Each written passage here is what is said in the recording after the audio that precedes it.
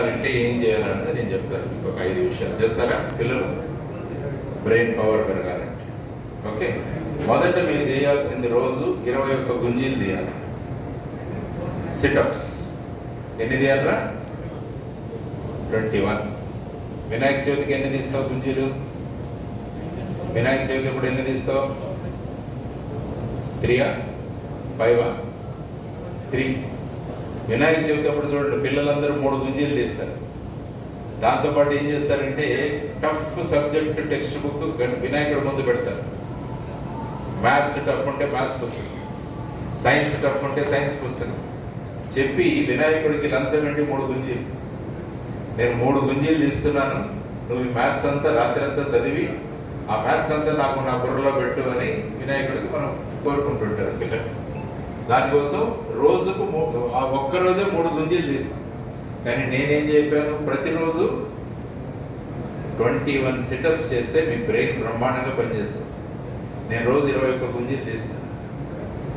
ఈరోజు వస్తున్నప్పుడు పొద్దున్న కరీంనగర్కి వస్తున్నప్పుడు కూడా 21 గుంజీలు తీసి వచ్చాను. ఎందుకంటే బ్రెయిన్ పనిచేయాలి మీరు బాగా యాక్టివ్గా. ఎందుకు బ్రెయిన్ పనిచేస్తుందని మీరు అడగాలి, నన్ను క్వశ్చన్ అడగాలి స్టూడెంట్స్. సార్ గుంజీలకి బ్రెయిన్కి సంబంధం ఏంటి? మీ చెవులు చూసుకున్నప్పుడు పక్కవాళ్ళ చెవులు చూడండి ఒకసారి.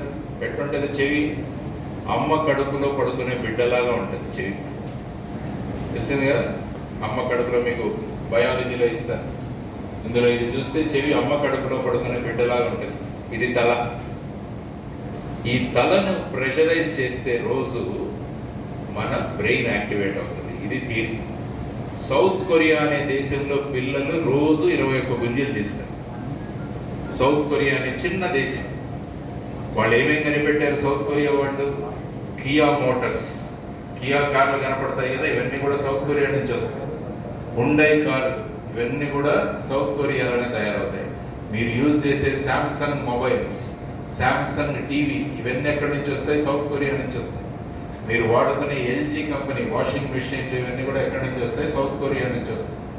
దానికి ప్రధానమైన కారణం ఏంటంటే ఒక చిన్న దేశం 4 ప్రోడక్ట్స్తో మొత్తం ప్రపంచాన్ని తన చేతిలోకి తీసుకుంది. దానికి కారణం సౌత్ కొరియాలో పిల్లలు ప్రతిరోజు 21 గుంజీలు తీస్తారు. దానివల్ల బ్రెయిన్ పెరిగింది. బ్రెయిన్ పెరిగి ప్రపంచాన్ని శాసిస్తున్నారు. కాబట్టి మీరు కూడా శాసించాలంటే ఏం చేయాలి? రోజుకి 21 గుంజీలు. నువ్వు ఇక్కడ రారా, ఎట్లా తీయాలో చెప్తాను. నిలబడతారు అందరు, మీరు పిల్లలు అక్కడి నుంచి చేయండి. లెఫ్ట్ హ్యాండ్ తీసుకొని రైట్ ఇది పట్టుకోవాలి.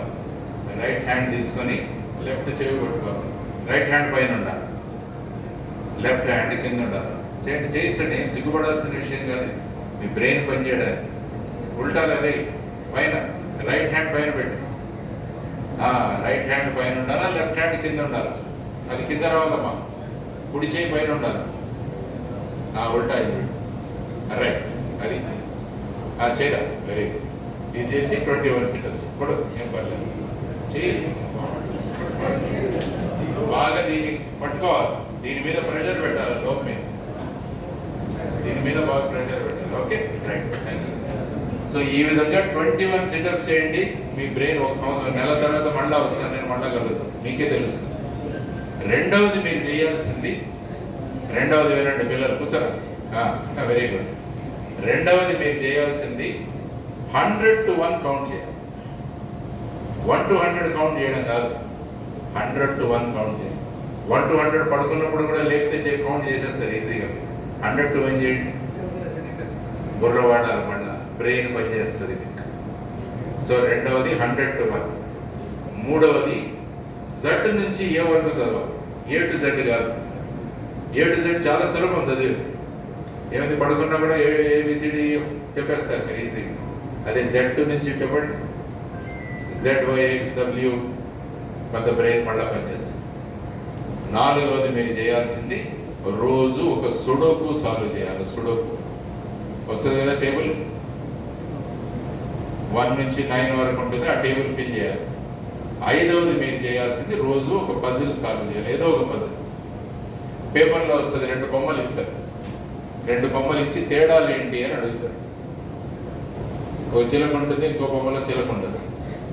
ఇందులో ఉడతుంటుంది, ఇందులో ఉడతకు తోక ఉండదు, అట్లాంటి డిఫరెన్సెస్ పెడతారు. కాబట్టి అట్లాంటిది ఒక పజిల్ సాల్వ్ చేయాలి. ఈ 5 చేస్తే మీ బ్రెయిన్ బ్రహ్మాండంగా పనిచేస్తుంది. కాబట్టి మొదటిది 21 గుంజీలు, 100 to 1, Z to A, sudoku, తర్వాత పజిల్. ఈ 5 విషయాలు సౌత్ కొరియాలో పిల్లలు చేస్తారు రోజు. దానివల్ల వాడు ప్రపంచంలోనే టాప్కి వెళ్ళిపోయారు. కాబట్టి కరీంనగర్ పిల్లలు కూడా ఆ విధంగా టాప్కి వెళ్ళాలంటే ఈ 5 చేయండి.